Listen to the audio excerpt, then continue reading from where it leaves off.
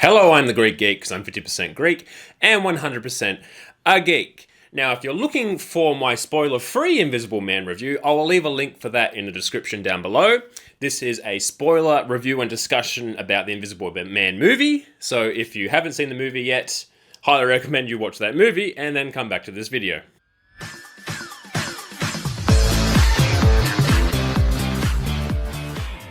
First thing that I wanted to get into is that the Invisible Man, Adrian, he has a suit, he doesn't just get permanently turned invisible by changing his genetic makeup or whatever they do in the other movies and in the book. He actually has a suit that turns him invisible, and I thought that was an interesting concept. They do say that he is an optics expert, and obviously he's developed this suit so people can't see him.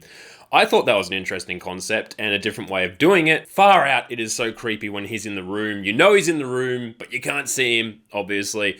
Like when you see his breath and there's little things moving, it just creeps you out. But there's one thing I wasn't sure. The scene in the trailer where he puts his hand up against the glass on the shower. I don't remember that being in the movie unless I missed that somehow. I'm pretty sure they took that out, but it was kind of weird because it was just like a regular ungloved hand as opposed to the invisible kind of suit kind of mark.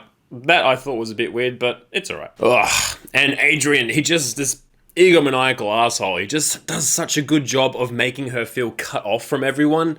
Just like the way he goes about making sure that like no one believes her, even going to punching a teenager. Jesus, this guy's bad.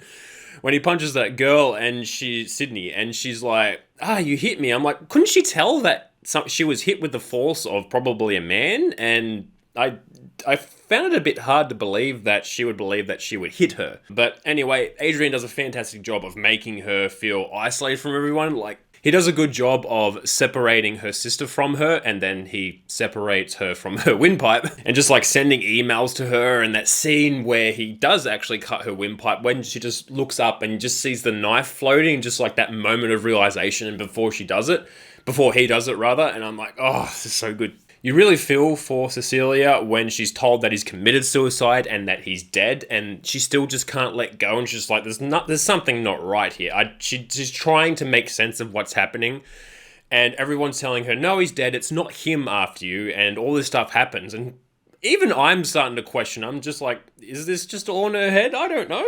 And at the end, when they finally catch the Invisible Man, it's revealed to be Adrian's brother. My girlfriend called that like 3/4 through the movie. She said, I bet you the reveal's going to be the brother. And I'm just like, yeah, you're probably right. But they don't make it clear if it was Adrian the whole time. Like, even with the final scene when Cecilia is confronting Adrian and trying to get him to say, yes, it was him the whole time, he just framed his brother at the end. They still don't make it clear whether it actually was him, and we're just left to assume, okay, I guess it was him, because I would believe that it was him and then just blackmailed his brother into taking the fall at the end. But I would love to hear your thoughts about it. Do you think Adrian did it the whole time, or was it his brother, or was it him doing it half and then Adrian framed him at the end? Please let me know. And Cecilia gets her hands on the invisible suit, and she uses it to kill Adrian. Even I thought, like, the transition in that scene where she actually does kill him was, like, very strange. Like, you don't see her putting the suit on at all. And I actually thought, oh, wait, there's a third person that's an invisible woman, I should say, but apparently not. It was her. She just got into it really quick and got out of it really quick. That thing must be really loose and not tight at all. And because Cecilia has the invisible suit, you'd assume, hey, so she's going to be the Invisible Woman in the spin-off movie to this one. Apparently not. Apparently it's going to be Elizabeth Banks. I'm not sure when this movie comes out, but they're planning on doing a spin-off movie called The Invisible Woman, and Elizabeth Banks is going to star in it. And I'm like, oh, so somehow she gets her hands on the suit as opposed to Elizabeth Moss's character. So I thought that was a bit weird. Elizabeth Banks, I think, was asked which one of these Dark Universe characters she'd like to play, and she wants to play the Invisible Woman. And I'm like, well, we already had the Invisible Man. Do we want the sequel to be Invisible Woman? I was kind of hoping they would explore other Dark Universe monsters. I don't know if they're actually going to do this Dark Universe thing, but maybe just a series of spin-off horror movies. Who knows? Those were my deeper thoughts on the Invisible Man movie. Were there some details and little things that I missed that you noticed? If there is, please let me know in the comments down below. Again, please. And as always, thank you for listening to me ramble on about a movie for a few minutes. I really do appreciate it. Thank you again, and I'll catch you next time.